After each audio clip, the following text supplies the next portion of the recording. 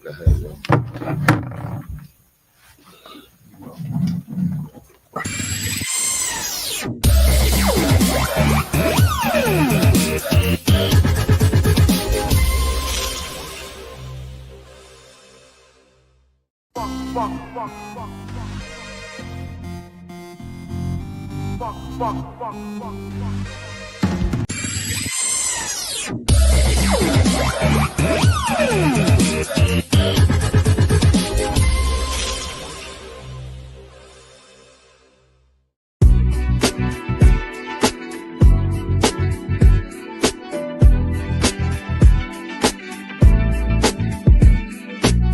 Everybody want the full Saturday party. Yo, welcome to the AMF Show. Tell everybody want the full Saturday party.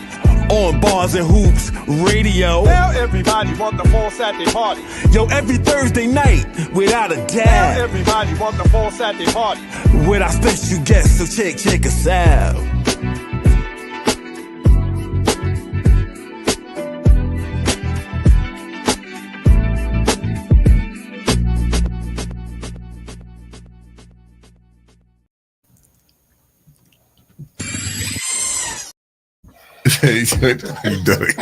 Peace, everybody. Welcome to the AMF Show. I'm one of your hosts, Big Ra, one half of the Almighty Force Brothers. I'm here with my man, the street ball legend, Kev Young. All right. Tonight we have a special guest in the house with us tonight. He's an artist, ex-pro basketball player. Introduce yourself, my brother. Neil Anthony Edwards, the Neil Anthony Edwards Collection. All right. Former pro hooper, world-renowned artist. Okay. Doing my thing. Okay. All right. Good to be here. All right, man. Thank you for coming. Absolutely. Before we get into your story, the D League, the registration for the D League, the Almighty Force D League, is on Saturday for the spring. It's from 12 to 4, 121 Rockaway Boulevard. If you have some we have young babies, up to teenagers. All right, bring them through.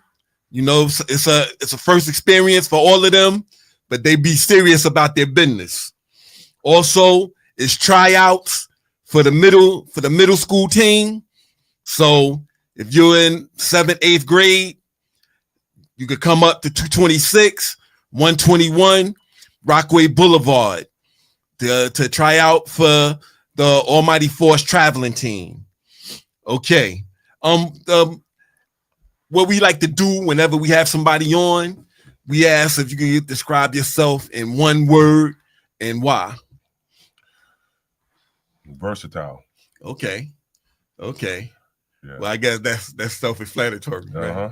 Right? Okay. So, where exactly are you from? Far Rockaway, Queens. Okay. That's where I grew up. Okay. Mm-hmm. So you from Far Rock. Yeah. So we had my son, he had the Team Crate brothers. Oh yeah, He had them. Peoples. Okay. Yeah. And we had Jeff Artist on here, I say Far Rock is doing big things. Always. I was watching Far Rock on Sunday over the weekend, right? Yeah. Playing Always. for the Saints. Yeah. Yeah. So Far Rock Castle. always been doing good things. Okay. A lot of talent in the Rock. Yeah. So you play high school ball? I played high school ball briefly. I played for Beach Channel High School for 1 year, but I ended up going to 3 different high schools. I had a lot of crazy stuff going on in my life at that time. Kept transferring schools.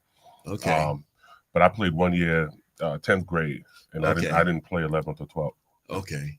I gotta ask, man, was basketball your second thought? Yeah. Art was your first. Art was my first because I started off in art and design high school. Okay. I see. Yeah, and then I failed out. I had some family problems. My mom and pops was going through stuff. Okay. And then I failed out of there and went back to Beach Channel. I'm back in the Rock now, so I'm getting in trouble. I'm running around with my boys. That's my call on. I got to turn that on. Okay. Yeah, running around, getting into nonsense. So they was like, you got to get out of here. So I ended up going to Washington Urban in Manhattan. Okay, Yeah. Washington Urban, Yeah. over there by Union Square. Yep. Yeah. You know, Yeah, and we used to play. We when I played for John Adams a long time ago, and that was one of the teams we played against was Beach Channel. Yep. They was in our division, and Washington Irving was a team that we always scrimmage. Oh yeah, so we used to always go up there, like every year and play against them. Yeah, and then look, that building that's across the street. Yep. Yeah, I just worked there. Oh, that's what's up. Yep. I worked there. What years we talking, man? Oh man, it's years ago. 90, 92. Yeah, around from like 89 to 92 was my high school years. Okay. So I'm up there. Okay. I'm trying to get a feel of the age there. You know? Yeah. Raheem saying, yeah, I was over there. Raheem.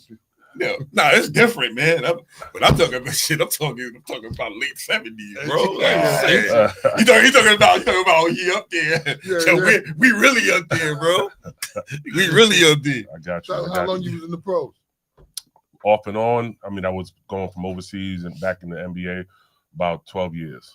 Okay. So between college, pro, and so I wrapped it up like about 36. Okay. That was like the last time I went overseas. Okay. But I was taking breaks in between because I was getting a lot of injuries. Okay. So that's what really stunted my career the most. Was 82 game schedule was rough. Man. Traveling. It's not easy. So what college did you go to? I started off at San Jacinto Junior College in Texas. Okay. And then I got hurt. Steve Francis and all those guys went there. Okay. A lot of pros came through San Jack. Yeah. Okay. Got injured, and they took my scholarship after that. So I ended up going to Stony Brook. Came back up. Okay, came back up. And they were D2 at the time. So, they were happy to have a 7-footer in there. Okay. And, I was actually the first athletic scholarship because they didn't have scholarships at D2 in Stony Brook at that time. So I was living good. You know what I mean? Then, but they weren't like when I came from San Jack, that was like a basketball school. So right. Grades was second, and they knew that, and they was cool with it. Okay. But once I got to Stony Brook, it was like grades first, basketball second. So I was still stuck in that basketball mode. So I ended up losing my scholarship with that, and I went to York College in Queens. Okay. And I didn't go there to play basketball. Right. It was like I thought my career was done. I'm just going to graduate, and that'd be that. But they convinced me like, just play. I'm like, this is D3, you know what I mean? Yeah, like, division is D3. I played JUCO at Queensboro. We used to scrimmage York. Yeah. So, it wasn't it wasn't a basketball school or nothing. So I was like, all right, but the assistant coach lived on my block. He was from Far Rockaway too. He was Antoine Morris, and he was like, come on, just help us out. We'll win a chip with you. I was like, all right, whatever. I'll do it. Ended up. That's what's up, though. Right. But I ended up, tearing the whole. Of course, I was destroying it, led the nation in blocks 2 years in a row, top 10 in scoring, top 10 in rebounding. But the talent was good at that time because Division III at that time was getting a lot of guys like me who was just academically wasn't doing well but could hoop. Because they had like Andy Panko, he made it to the league. Devon George, he made it to the Lakers. They were all D3 guys.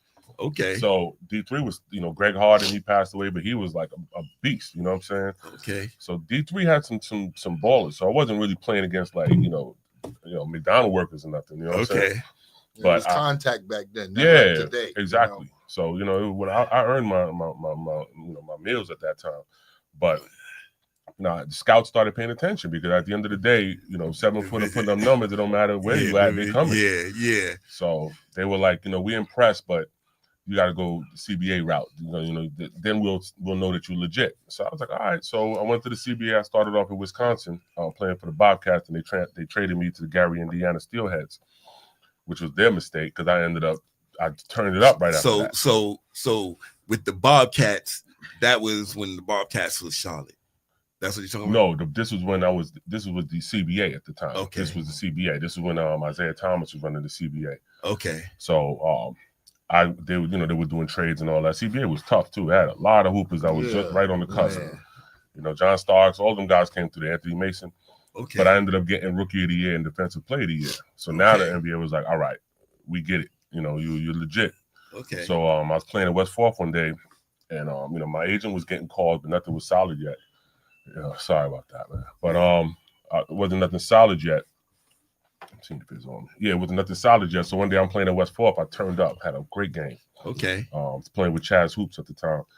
And guy comes up to me and he's like, I think you could be better, but meet me in the city tomorrow and I'm gonna show you some things. He didn't tell me who he was, and I'm like, city. I'm from Far Rockaway. You know, you can't just come to the city like it's 5 minutes. And he was like, nah, just come to the city. He was like, come to the city tomorrow. So I was like, all right. At that time, I was hungry. I was still learning the game, but I had a lot of athleticism. So that was like, you can't teach height and athleticism. So I went and met him in the city. It was like 92nd Street, like way up there. And it was like 90 degrees that day. And he got me running and jumping. He's timing me. Worked me out for like 45 minutes. I'm like, yo, so who are you? He was like, oh, I'm Evan Pickman. I'm the top scout for the Clippers. He was like, you know, they wanted me to check you out. And I'm like, okay. You just said that in the first place. You know what I mean? Right. Right. So that was like Sunday. So that's how you ended up. Monday morning, there was a contract on my agent's desk for the Clippers. Yeah, it was the attitude. Yeah. Yeah. Because a lot of guys were more talented. Because you could have. I could have been like, nah, man. You could have been like, man, I ain't coming back up there. Talk to me today. Right. But that was a lot of guys' mistakes at that time. Like a lot of dudes was better than me. They were. I'll never deny it. But they had terrible attitudes. And you know, a guy told me, he said, your attitude will be your altitude. So I kept that mentality, like just stay coachable. Plus, I wasn't renowned like these guys were. These guys were all Americans, you know. So they had that chip on their shoulder. I was still learning. So I didn't have that, you know, attitude. I had hunger. Right. Yeah, that's amazing, man. Yeah. Because you don't hear about, well, I mean, I didn't hear about people going like the route that you went and then making it all the way to the league. Right. I ain't hear that. Yeah. So that's like coming from Rockaway. And then it's like I didn't have no high school name or anything. Right. But I played in the streets, you know. So we played in Far Rockaway. You know, you got Edgemere, you got Hamels, you got the 60s. Yeah, it's a little rough. So so you're getting beat up, but you're learning the game. I hated playing out there, man. Y'all ain't had no trees, nothing. Y'all had no shade. We playing in 90-degree weather. Yeah. And with an attitude. Oh yeah. Everybody got an attitude. And if you win, you might not make it back to where you came from. You know what? After a while, it's just about playing a good game. That's what it is. We didn't care about the end of it. Yep. Yo, let's just get out of here. Get out of here. Yeah. So that's how it was back then. So how many years did you rock out with the Clippers? And like who was on the team? Well, that was the year that they were supposed to be, you know, the team. That was Lamar Odom, Lamar, Keon Doohan, Darius Miles, Quentin Richardson, with Candy. Yeah, it was stacked, you know. Yeah, they had that. I actually took remember that. I remember that. I took Sean Rook's spot because Sean Rooks. They signed him. Sean Rooks. And he was in camp with us, and I dominated him. I mean, that day it was bad that day. Because you know what it was? I had a tape that the Clippers saw, and it was me, all my blocks in college, and it was like I had 186 blocks that year. Crazy. So my agent did a collage of it. It was just me beating everything up. And it was scary. Like if you look at it, it's like, yo, this dude acts like a savage out there. So when I got there, they all watched it. I didn't know that. So first day of practice, everybody coming to the hole and they doing all. I'm talking about these Elton Brand and they like scared. Elton Brand was there too. Yeah, they scared to lay the ball up. So I'm like, what?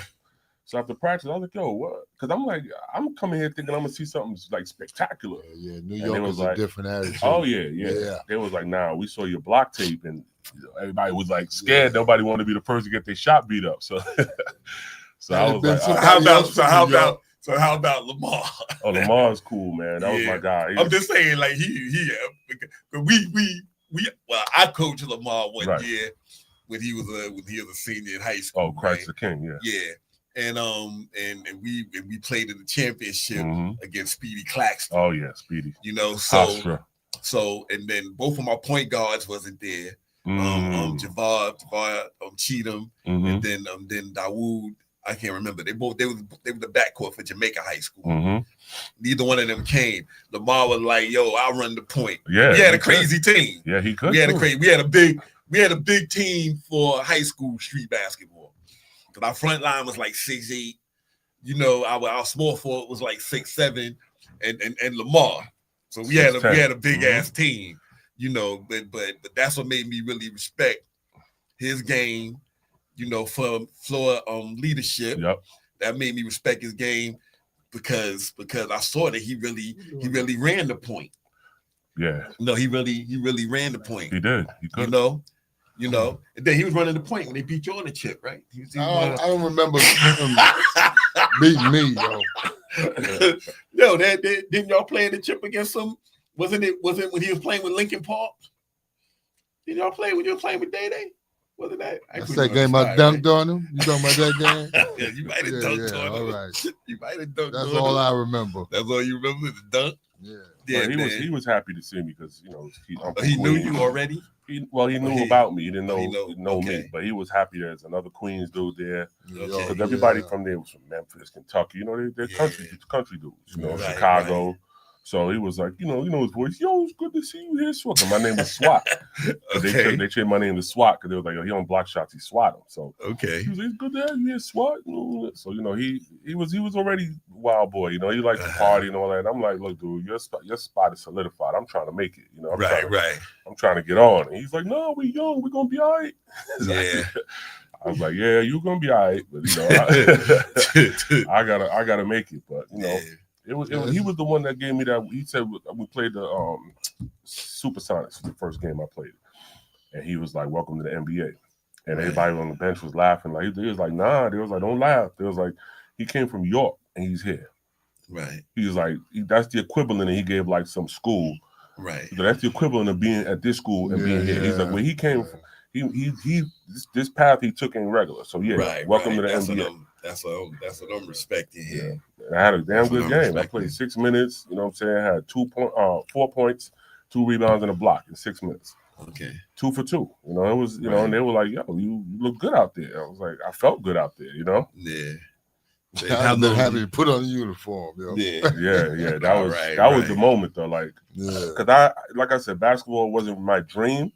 But when I saw that I was good at it, I fell in love with it. So it's a difference. Right. So when I worked to get there, it wasn't like it was handy. I had to really kill myself to get there because I had to catch up to all these people who've been playing ball all their life. Okay. But there's a difference between an East Coast player and a down South or West Coast player. It's true because we play ball. Yeah. We just don't. If you don't get in the right school, you won't showcase your talent. But I played ball in the hood. I was dunking on dudes that was trying to hurt me while I'm dunking. You know what I mean? I dunk and I'm coming down on my back sometimes. I get up. Hey, I went down South one time, man. I put it between my legs. They said, "Oh, you fancy." Yeah. Fancy. They don't want that. Yeah, they don't like that, man. They like basic. They used to anyway. They don't like New Yorkers either like that now. So I had a lot of issues with that. Ball players, you New York this, you New York that. Like, that was like some hate. Yeah, they don't like New York. Yeah. You know why? Because we go down there with that the arrogance. And then whether you arrogant or not, right? Whether you arrogant or not, they still going to assume that because of where you saying that you from. Yep. Right? They just gonna assume. But we are. Huh? Yeah. We have to. Are look where we play ball at. We play especially with basketball. Yeah. We don't have no gyms. We outside in the concrete going hard.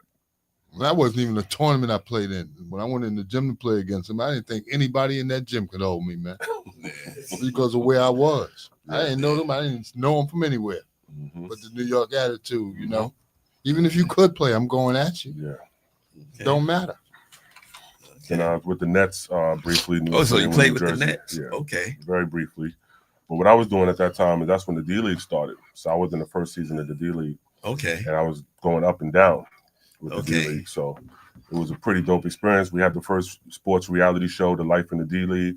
Okay. And that was on ESPN every Tuesday. And then we played every Monday on TV because we were the team that was like being showcased. And Alex English was our head coach. Okay, Alex English. I was about to ask you who was coaching. Yeah. Alex English was the coach. And that was a pretty crazy experience because it was like a reality show. Dudes were getting cut, dudes were getting screamed on. They showed the whole grind, the bus rides. It was a dope show, very dope show. And then that was the first one, and then after that came others. Okay, all right.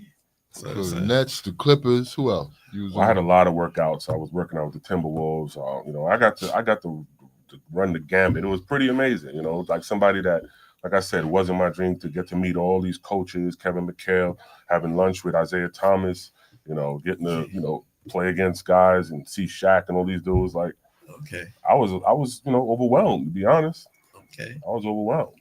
It's an experience I'll never forget. I didn't really appreciate it 100% at the time because everything was moving fast. But when you sit down some days and you like, that was some Forrest Gump shit right there. You know what I mean? Like really Forrest Gump shit. Because it's like one day you're here, the next day I'm in Sacramento trying out for the Kings, and I'm talking to Chris Webber and Jason Williams, White Chocolate, and he's introducing himself to me. I'm like, I know who you are. Right. And then, when I worked out with the Spurs, that was the year that they won. They were in New Jersey. They were in the city because they were playing against the Nets. And they brought me up there for a workout. And I remember Malik Rose runs up to me and he's like, "Oh, you was on the Life in the D League. I love that show." And I'm looking at him like, "Dude, you're Malik Rose. Like, come on." But you respect that. I respected it. You know what it is? Because I think they appreciated what they had, seeing what we was going through to get where they are. And it was a dog. It was a dog show. Okay. All right. Okay. So you did the NBA, then you China. went overseas. Yeah, I did China, Venezuela, Lebanon. Played in Puerto Rico. I played in China the most. I played there 4 years. How was China? Because Marbury would then never come back. I mean, the first year was terrible because I didn't know what I was doing. You got to have an interpreter everywhere you go. The food is not like here, so I didn't know I was losing weight. And I was already slim at that time. I was like a Marcus Camby build. So I couldn't afford to drop a pound, but I was losing weight because the food was just different, I get it. I was like, what am I doing? What am I eating? And it was like, you recognize it. Yeah, right. And I didn't know how to order what I liked. So the second year I went to a better team who had a better interpreter. They were in a better city and, the food was a little more Americanized. And then, my wife was my girlfriend at the time. They let her come down. And that said, I was good for me. You know what I mean? I was like, good. I got somebody else that speaks English, and I got my girl with me, so it made that year better. And then I had 2 more instances. So when you played there, was it like how many Americans was on the team? The first year was 1 American. Then the second year was 2 Americans. Okay. And I got to play against Yao Ming that summer because they came home. Okay. They were working out for the. Every year he went home, he had to play for his country, for the national team. Right. So I got to play against him and Mick Patel. Mick Patel was with the Spurs and he was with the Rockets. And that was like the first time I ever felt like a point guard. Like he literally is a giant. Like it's not even a joke. I'm a tall dude, but I guarded him. I put my hand right here, and it was on his butt. And I'm like, nah. And he looking down, like standing straight up. And then he just shot the hook shot off me like I wasn't there. So. Y'all mean he's like 7'4". Yeah, right? He's a big dude, man. I mean, he looks slim on TV, but he's also a big guy. Like one of his legs is like a tree trunk. Okay. So, that was another thing. Like, wow, Yao Ming, like what's happening? Like, life is crazy. It can change at any point. Yeah. Right. You've been rewarded, man. That was. Yeah, I appreciate that. Definitely, God is good. Yeah. God is great. Yeah. So. You did that. So you played in the NBA. I did Lebanon. Right. That was another experience. That was crazy. Okay. What years you was in Lebanon? Lebanon was 2000. I want to say 2004, 2005. A little hostile over there, huh? Oh yeah, it was hostile. Yeah, I actually had to leave the first season because it was just kicking off. Things were jumping off with Kuwait and Syria and all that, and they shortened the season. And then when it died down, we went back. And then we went back, it was like bombed cities. Lebanon was actually the last city I played in again, too, at 36. I wrapped up my career in Lebanon. Okay. But, you had a Hard Rock Cafe here and a bombed hotel next, right? Wow. That was something. But they paid good. Okay. All right. Well. They paid good, so I went, man. But it was definitely something I would have thought again if I wasn't so young and ambitious. Because it was dangerous. Okay. You've been around the world, bro. Yeah. And that's a good thing. Yeah. You experience things that a lot of, young people would like to experience. Yeah. And it wasn't also, like now. Like now you got your cell phones that work over there, your laptops. Back then it was phone cards. We burned through phone cards. Yeah. It wasn't the same. Those first cell phones that came out. Yeah. You get like 30 minutes. Right. They look like a big ass house phone. I used to have them shits in the park. Remember? Yeah. Cell phones didn't work overseas at that time. Now it's like, and it's easy to be over there.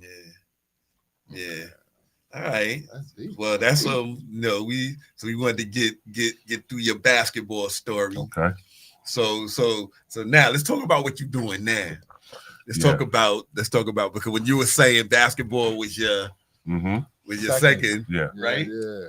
So So let's while talk you about playing what all you're this doing ball, underneath all that is art. I never did it though. I stopped completely. Okay. I stopped completely. But you went to art and design. Right. I started. So off it in had art to school. be something. Yeah, like I know. I'm looking around the room. I know all the artists. Justin Boer. I know all the artists that did these paintings because I'm studied. But I stopped completely because I was just all about basketball. Like I wanted to really focus on that. He got to get a better nose, man. Mm-hmm. Oh yeah. Everybody got the same nose. Well, you can still tell who's who though. That's the good thing. Huh? So you can still tell who's who though. Yeah. But yeah. So I just stopped completely. Right? Yeah. And around the pandemic, I came back to it because we moved, and I always told my wife, I said, if we get a big enough house, I want to build a studio and go back to my art. So the best time was the pandemic because it was like everything stopped. Right. And I was really just painting to put pieces in the house. Right. Because I wasn't liking what I saw out there. I was like, I could do this. I can do better than this. And I put up a couple pieces just to show people, like, oh yeah, I did this for. Could you do one for me? And I'm like, I'm not doing it for that. I'm just doing it for me. It's my therapy. I went through a lot. Like there was some rough stuff that happened in between, like 2016 and 2020. I went through some trials. Mm-hmm. So that was really my thing that I needed for therapy. Right. And as I kept doing it, people was really requesting, like, I really want one of those. I love what you're doing. And I said, well, let's see what happens. So I kept painting, and then people were like, oh, you want to do a gallery? I said, all right. So I did a gallery. We did it downtown Brooklyn by the Barclays. Okay. Called Clovis Fine Art Gallery. And it was right during the pandemic. And people came out. And I'm like, people coming out during this pandemic is crazy. Uh-huh. But they were like really supporting. They're like, yo, we love what you do. And it just took off from there. Next, I'm doing shows in Miami. I'm doing shows in the Hamptons. And, now I'm like known all over the world, selling pieces in UK, selling pieces all over. So yeah. You got a little thing going on here. So what's up with the blank faces, yo? Well, that's a thing where that's called the We're Fading series. We're all fading, and it's kind of like it symbolizes that all we leaving behind is we're leaving all this material behind, but the legacy, the fashion, what you've accomplished, your story. What your family, your children, your lineage. So the faces, I don't paint the faces because that's everybody. You let the viewer. Yeah, it's that person is gone. What's left behind? What's left behind is what they left behind. Right. So it really is. It's not about the face. It's not about the person. It's about what they left behind. Okay. And the fashion is always on. It's a big thing with me. So it usually says something. That's what I'm trying to get out of you. Like what the blank faces are saying. Mm-hmm. Like, you see what I'm saying? Mm-hmm. Can you grab that? That's kind of cool. I like that. Pocket. Sorry. It's going crazy. Next time you come on the show, you bring us little miniatures, man. Absolutely. Yeah. Absolutely. Yeah. Oh, that's what I was gonna say. Like, how can people see your work and stuff? Oh yeah, you can go to NeilAnthonyEdwardsCollection.com. That's on. You can get that on Instagram. That's my website. Turn this nonsense. I'm there now. Neil Anthony Edwards. NeilAnthonyEdwardsCollection.com, or my Instagram is the same, Neil Anthony Edwards Collection. Okay. And you can see all my work. You can see the shows I've done. Okay. The things that I'm doing now. I got shows coming up. I have a show coming up March 1st in Huntington. I got Huntington? Yeah. Okay. I got a big show coming up in Southampton in June 20th to the 23rd. I'll be doing some stuff in between then too in Miami. So. Okay. So you're doing stuff out here in Long Island too, then? Yeah. Right? You said Huntington and Southampton. Yes. I do most of my shows are in Long Island. Okay. Most of them are. Okay. Go ahead. Sure. Of course, Tiny. No, you can't. No, give me 1 second, Tiny. Give me 1 second. I want to shout out the AMF family. I want to shout out the Bars and Hoops family. Our man Tiny in the building. Got to shout out Stills the Great. We're going to shout out the Ask You dancers. We're going to shout out the AMF, all the AMF parents, all the coaches. All right. We're going to shout out everybody. So go ahead. What you going to say, Tiny? We got Tiny, Bars and Hoops in the building. Okay.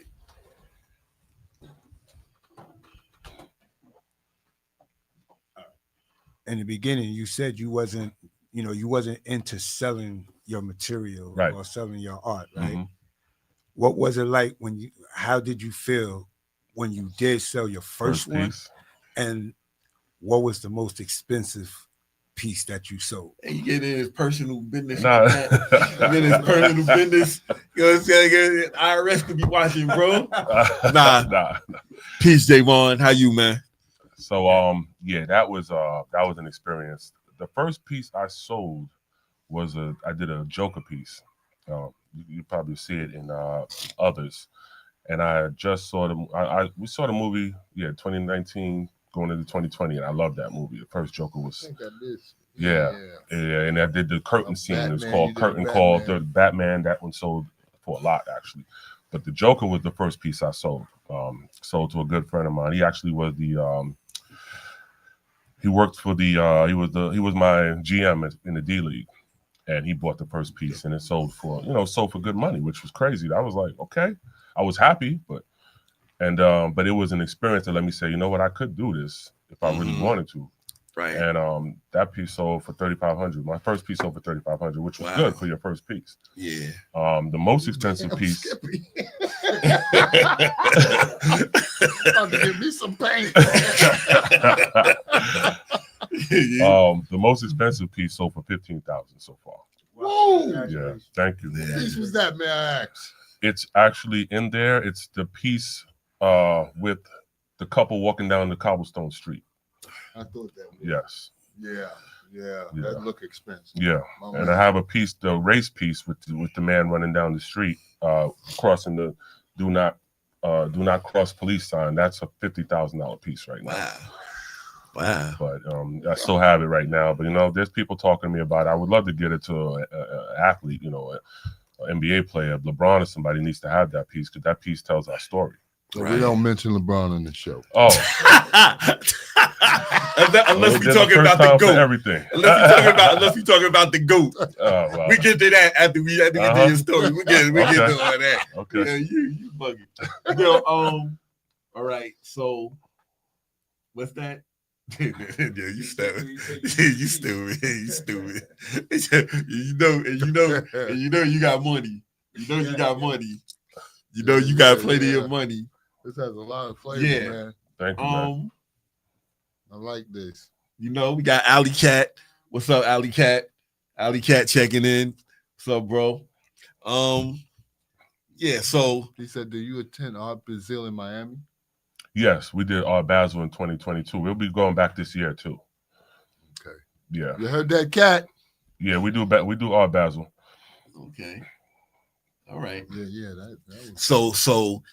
So when you be having your shows, because my son, he's saying that we got to get to one of your shows. Mm-hmm. So that's something you can find out on your Yes, whenever I have Instagram. A show, when I have a show, I post on the Instagram. Okay. And I blast it out, and I make sure everybody knows where it's going to be, what time. And certain shows are for different crowds. Okay. Like I did a show in Patchogue, Long Island, at a restaurant called Chops, and the whole theme of the show was prohibition. So that's why a lot of those pieces, like the piece with the lady walking down the street with the man on the cobblestone, the one with the couch, the man with the white suit, that was a show. I painted those pieces that was themed for that show. Okay. So everybody who came to that show know what they were coming to see. Prohibition pieces that were also in the fading genre. That's where, and we did a very, very successful show. Everything was sold. Smart. Yeah. Where were you again? This was Long Island at a restaurant called Chops. Oh yeah. And there's a bunch of old people. Yeah, out there. Chops has the theme of the restaurant is the theme of the restaurant is prohibition. So, but yeah, that's where they went after the war. They all moved out to Long Island. Mm-hmm. So he will sell stuff that they equate with. Yeah. All right. Yeah. So you just got to know what you're doing, and you got to know your audience. Go ahead. When you sold that painting, sold, that means that painting goes up. Oh, yeah, everything. Everybody who bought at the low point, people who bought it $3,000, $4,000, $5,000. Once you sell for $15,000, it's like stock. Everything goes up. Okay. You can't go back down though. So okay. So your art is almost like an investment. Absolutely. Okay. It's artist. Art is the only thing besides like horses and stuff like that that doesn't depreciate. Right. Okay. Like Hampton houses, nothing, things like that don't depreciate. Certain places in Miami, you buy things that they don't. Art doesn't depreciate. during the wars, that's why they made sure to save the art and the gold. Okay. That's where the money is. Yeah, you gifted, man. You gifted. Thank you, brother. Shit, you holding classes? I thought about it. Yeah, man. You remember that guy on Channel 13 with the afro? Bob Ross. Yeah. You do that. He was a doing beast. that in this picture, man. He was doing Manhattan. That was Manhattan, right? Yep. All right, peace, Ramel. Peace, Ramel. Freeman, you gotta support the Freeman Foundation. Oh yeah. All right, gotta. Edwin, that's that's because he's doing like an art program right now mm-hmm. in his former high school in Hillcrest. Yep, I saw that. Right. So like we be having my son who's on here now. He do a like a mentoring program. Okay. So we have because we have some kids. We have a lot of kids that like to play basketball, but then we have some kids that they're not really into basketball like that. So I don't know if something can be arranged. Absolutely. So maybe you could come and like talk to them. Absolutely. Shorty sometime or something like that. Yeah, I'm doing that as well. Like I'm okay. I'm in talks right now to go up to Syracuse to talk at a school up there. So yeah, I'm gonna start doing that more. Okay. I think it's good to see a positive role model, and exactly. And everything is not traditional. You don't have to be, a superstar to make it, or you don't got to be the best at anything to still be successful. You just have to be passionate about what you do. Right. And then it definitely would encourage. Yeah. Would encourage a lot of young people. Mm-hmm. Because like one of my grandsons, he like loved to draw. Right. We had to push him into the sport part. So he run track now. Mm-hmm. But we had to push him because he wasn't really interested in track. But now, like his first race, he got a medal, a bronze medal. So now he's amped about it. That's how it goes. Now he's amped about it. That's what you were saying earlier about like what you were playing ball. Yeah. Once I got good, I loved it. Yeah. I loved it. Like, are you drawing from experience though? Yeah, a lot, mostly from experience. Yeah. Mostly from experience. Like you've seen a lot of these places that you Yes. do. Okay. Shout out to Tisha. Shout out to Jessica, the Red Cup family in the building, the Bars and Hoops family. Okay. Go ahead, Tiny. All right, to a young artist trying to get into the game that you're doing, what like advice would you have for them trying to make it in the art? Because that's a very hard, very hard word to make it. Hard thing to do. I mean, I was fortunate. I think my basketball background made people pay attention to what I was doing a little bit more. So it does help, but, I would tell the young person to make sure you paint what you love. Mm-hmm. Be honest as an artist, paint what you would want, paint what you would love, paint what you would want to hang in your own house. So that's what I paint what I would buy. Okay. I paint what I like, and I know there's an audience that's going to like what I like. It's not for everybody. Right.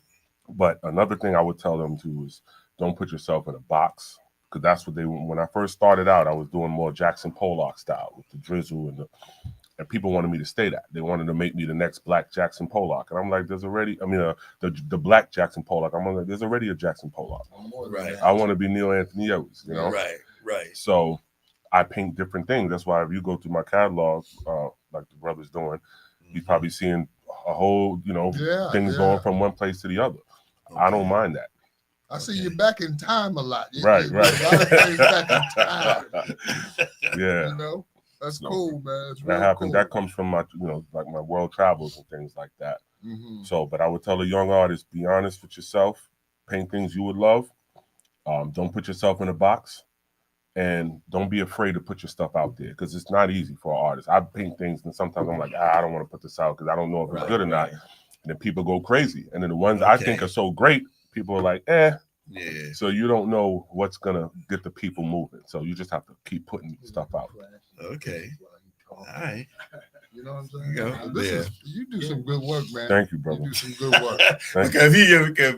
because I know you an art dude. This is an art dude right here. Yeah. He an art dude, right? Yeah. definitely. I'm getting ready. Like all of us didn't retire yet. You know what I'm saying? Yeah, all right. Listen. So I'm gonna find something to do in my retirement. This look like it's gonna put me at peace. Oh yeah, well. Maybe I won't curse so much. Yeah. So bring on the art, bro. No, bring on the art. If gonna stop you from cursing.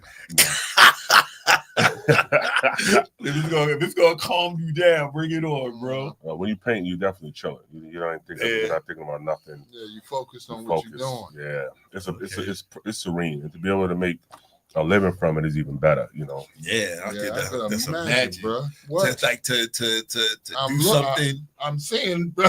Oh yeah, that's my brand right there. That's our commercial. But I was gonna wear the sweater today, but it's the luxury begins with art shirts is what that's the motto of my brand. Okay. So say it again. Luxury begins with art. Okay. Yeah. Okay. And the theme behind that is, it's you go to any place that's supposed to be luxurious, whether it's Buckingham Palace or the first and most expensive thing you're going to see is the art. That's why they make them so big. And so they put the art up before the furniture. So that's the most important thing. So with anything luxurious, it should begin with art. Okay. So that's my brand. Yeah, that's nice. And I'm just saying, like, I'm sitting here and I'm like a brother from Far Rock would know all of this. Like, you ain't bugging me out. Like you ain't bugging me out. Like, but Renaissance, man. I'm a Renaissance man. Okay. So, all right, that's what's up, man. That's what's up. You definitely like, you making us proud. You know what I'm saying? It, man. And it's not from the basketball tip. Yeah. You know what I'm saying? Yeah. But that's definitely. I'm not like it's a pleasure meeting you. Yes, I appreciate it. And thank you for coming on. I appreciate that. Thank you for coming on. Thank Definitely. And before we like sign off, we always like to ask for like words of encouragement. Okay. All right. So if you could give words of encouragement to anybody that's like watching out there. I would say, don't put so much pressure on yourself. Take a minute, enjoy life. Take a minute, appreciate life, because life ain't always enjoyable. So I'll say appreciate it.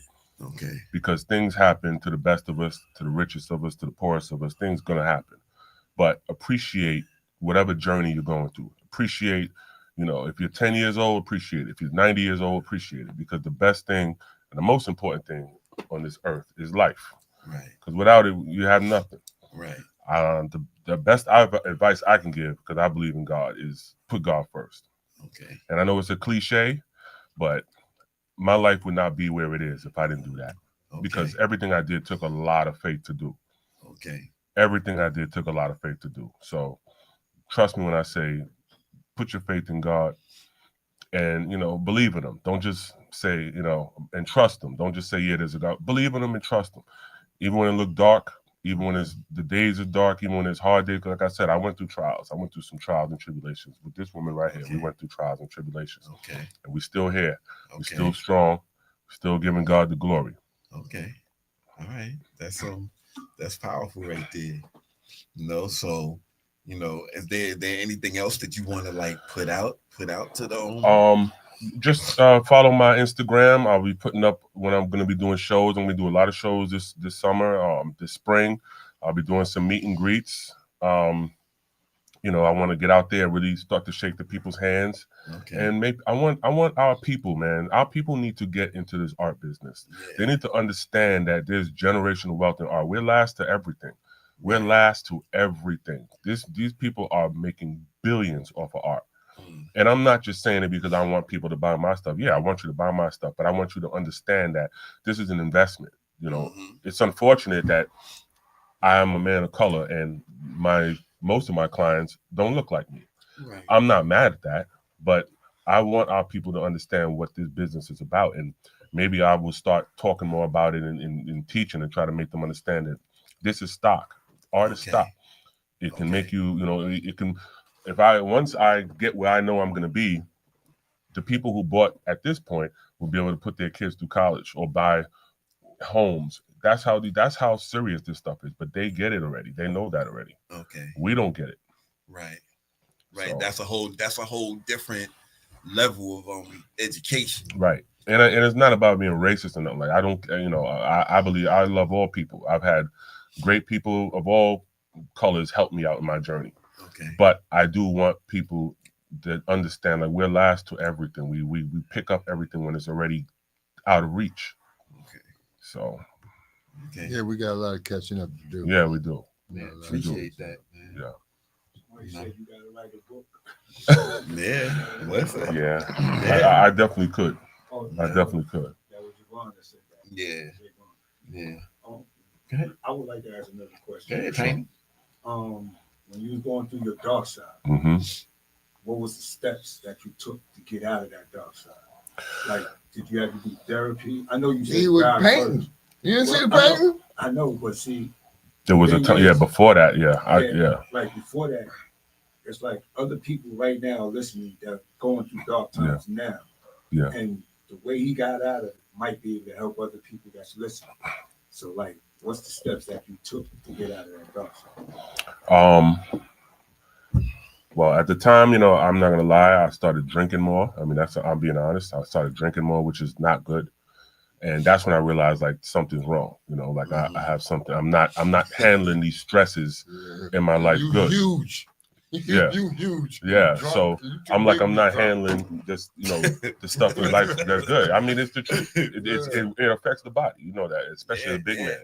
But I started to lean, like I said, I started to lean on God. I started to read my Bible more. I have a very supportive family, and I don't say that to say that if you don't have one, that you can't come out of that dark place. But you have to understand that you have people that are also putting up with what you're going through too, and you got to be understanding of that, and understand that everybody's going through something. It's not about you. Right. The world doesn't revolve around you. Right. Nobody's going to pick you up and dust you off because they have their own issues too. Right. So you have to sit down. That's why I said, sit down and appreciate life. Don't just say I'm alive. Appreciate life, because I'll tell you, the graveyard is full, and it will never ever stop being overloaded. But guess what?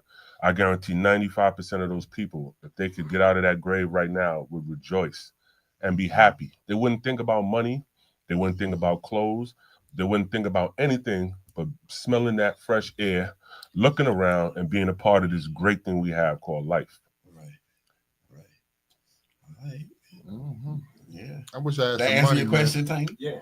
Okay. I'm buying your art, bro. I love your art, man. Thank you, man. But then I'm asking why you always go back, like in the 40s. It looked like the 40s and 50s. I'm fascinated with that era, man. Okay. I'm fascinated with that era because I love the fashion. I love the fact that people got up and dressed their asses off that day, like every day, every right? day. And I mean, they wasn't putting on no regular clothes. These corsets and the men with the 3-piece suits, and like you have to really. You came out that house, and I'm gonna tell you something. It did something for your psyche. And it also did something for your business. When people saw you, they knew, oh, he has to be somebody. Now you looked at as somebody, because we don't understand how important our appearance is. That's why I don't like to see my young people dressing the way they do. They think, the bonnets and the do-rags, that's for in the house. Don't go outside with that. Stop going outside with that. Yeah, and the pajamas. Yeah, because you're being judged. You're being looked at a certain way. And the pants sagging. We got to do better. I mean, look at our brothers in the 60s and 70s. They didn't play. They came outside. They didn't have 2 nickels most of the time. But their suits was on point. And most of the time when you wearing suits, because right now I don't wear. If I'm wearing a suit, but I had to wear suits every day. Right.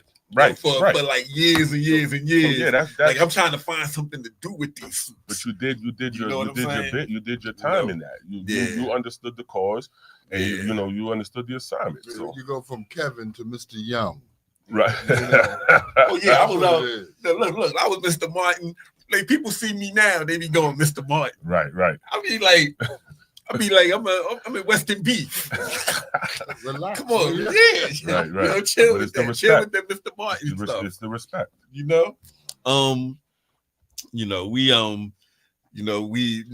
This is a radio station too. So who's your favorite group? Like who's your like music wise? Who is like your favorite group of all time? R&B, hip hop, don't matter. That's a tough one. Yeah. I mean, I grew up in hip hop. I mean, I even dabbled in it for a minute. Did you? I read under the name of Genesis. Most people know me from Genesis. That's why I say I'm a Renaissance. I delved in so many different things. Okay. But but I was a big fan, of course, Wu-Tang. Okay. I like all the greats. I wasn't like, I'm not crazy about the mainstream artists. I liked a lot of the underground artists. I like the Souls of Mischief. Okay. I was, I like Jay-Z and Biggie and all them too, but I liked more of the underground group because they were like really able to do what they wanted to do. Right. And really make the music that they wanted to do. It was art when they were rapping. Yeah, get more of the truth from right. them. Yeah. One of my favorite albums though is from Ghostface though, Supreme Clientele. That's my album, man. I could play that album from front to back anytime. All right. But yeah, I'm a big hip hop fan. R&B, I wasn't so much. That's her thing. Like, she loved the R&B. I wasn't a big R&B fan. So I can't really call. I mean, New Edition. I go back with New Edition. I mean, that's when I did love R&B because that was the good stuff. Guy, and I'm showing my age now, but Guy, Teddy Rock, all the dope groups. They came from the Temptations. Right. Yeah, but that's when come on, like I mean, they was. The songs, it was saying stuff too. Yeah. But it just was. But I mean, I grew up. My father was a big. My father was a DJ back then, because he's from Trinidad, like Trinidadian. So I grew up to Al Green and all Clarence Thomas, all the good. I grew up on the good music, so I know that's why I couldn't listen. Was in your house. Yeah, I couldn't listen to just even in hip hop. I can't just listen to anything because I grew up on real good music. Okay. Yeah, I had Al Green on Sunday mornings. Yep. Yeah. Well, Al Green was the man. Oh, the man. He was the man. Definitely the man. I ain't gonna make no jokes about Al Green with the grits. Oh man. Nah, all right. So we ask people sometimes, who would you say the best five is the NBA history? Of all time? Who would you put as the best five? If the positions don't matter. Right. You know what I'm saying? The positions don't matter. That's easy, man. That's easy, though. Go ahead. That's easy. Don't do it. Don't do it. Kobe. Okay. MJ. Okay. LeBron. Shaq. Okay. And Kareem or Olajuwon. Okay. Olajuwon or Kareem. Okay. Interchangeable. All right. I'll go with Olajuwon because I still get my blocks and more offense. Okay. But LeBron is definitely in there. We have to say it twice, right? Twice. All right. So who would you say is the GOAT? Who would you say is the GOAT? Here we go. Yeah. Because but before you say it, I saw they asked Doc who the GOAT, right? Doc Rivers? Doc, Dr. J. Yeah, Dr. J. They asked Dr. J who was the GOAT. And then he did this whole conversation talking about LeBron and why LeBron not the GOAT. And then he did a whole thing talking about Jordan. And then he didn't pick neither one of them as the GOAT. Because he the GOAT. He probably felt that way. Like, I should be that. But he didn't say that. He said Kareem. Kareem is the GOAT? Yeah. He said Kareem. I can't say that. Kareem did. I was surprised. The second category. Right. Wilt Chamberlain changed the game more than Kareem did. Okay. So I would put Wilt Chamberlain over Kareem. Okay. I know he had the longevity but so does LeBron over MJ. That doesn't mean that he's a better player. Got you. So it's about who changed the game. Right. And we know Michael changed the game. Right. And we know that he set the blueprint for everybody that came after him. That's the only reason why. I know a lot of people are going to be pissed because I know I love Bron, but that's the reason why I have to give MJ the GOAT. I have to because he set the precedence. Okay. Bron is still my favorite player. Okay. But I'm not stupid. As great as Kobe is, I loved Kobe before. Yeah, Kobe I love LeBron. Great. He was the protege, the exact replica of Mike. He had a little more swag to it because you're going to add his own flair to it. But he can't be better than Mike because he learned from the master and he emulated the master. Yeah, and he did it great. Right. I like LeBron because he's a different player. There's never been really anything like him. Okay. And I have to be honest about that. And I played the game. I know what that game does to your body. So for him to be 40 and still killing the game, that's not normal. You have to put that up there and say this is not regular. No, but the game is weaker. I can't. It doesn't matter how weak it is. You still got to run It up and does down. matter. You got to run up and down with guys half your age. Matters. Some guys weren't even born when he's playing against. I agree with you, but it does He's Big matter. Shy. He's Big Shy. All right, but the All skill right. level, yes, it's all right. So what makes honey. what makes the last era better? Because you can hit a guy hard and make him fall. That's cool. Yeah, you had to work But- harder to get your point. But they're not paying guys $100 million to be injured because some rookie or some bench player want to come in there and snatch a guy out the sky. Into it, but I'm just talking about talent. But you got to look at the business. But the talent is there. He's still he's been 6'9", so talented. He's built like a man child Right. in a weak league. Yes. But It he's wasn't also- the 90s. He's also no. Listen, the only reason why I say the game is not as hard. It's not as hard as it's only because of the big man. There's no big man really in the NBA no more. It's a 6'11" and Game under has league. That's why changed. Wemby's in there looking like he's from another planet. But that change is right. giving him So yeah, longevity. guys are able to go to the rack more and do more. Mhm. But it benefits everybody.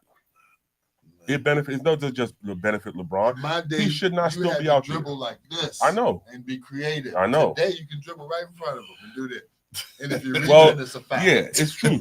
But what I didn't like is like myself as a big man. As soon as I put that ball on the floor, the guard is coming down and strip me. So I got to make a move within a second. Real quick.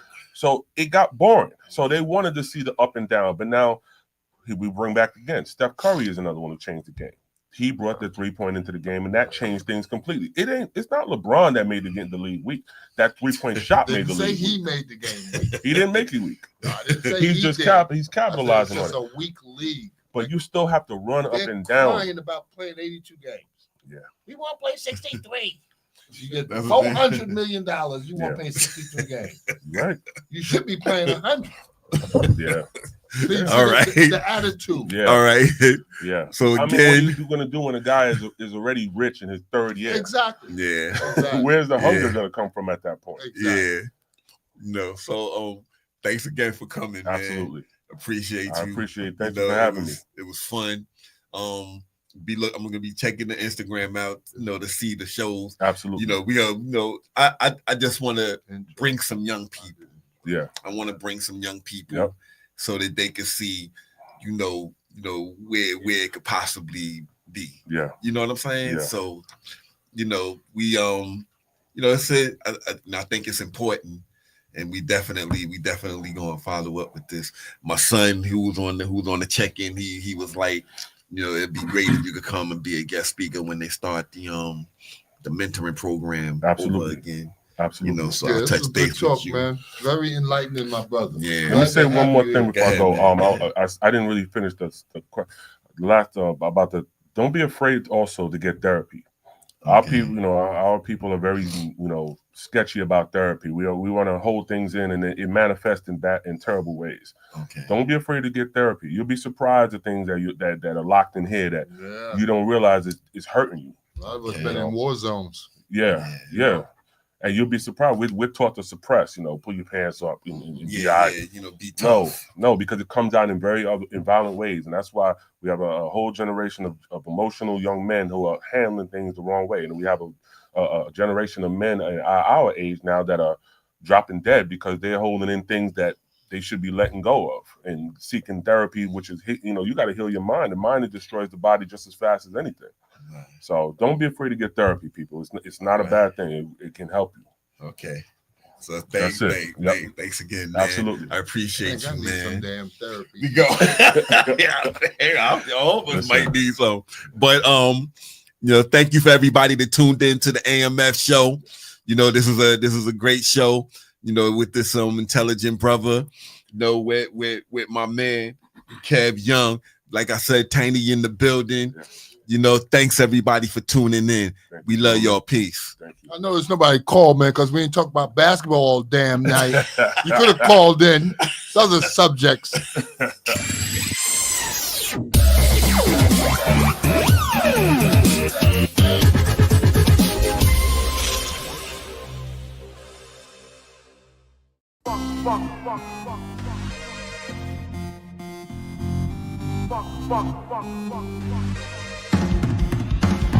Get it. Force we are, we Wanna thank y'all for tuning in. Love y'all, tune in again. Like Steels be saying, tell a friend to tell a friend to tune in to the Legend Edition. I'm singing for playing most supreme right here. 6 feet still can beat the whole damn dream team. With power, I devour any man in my way.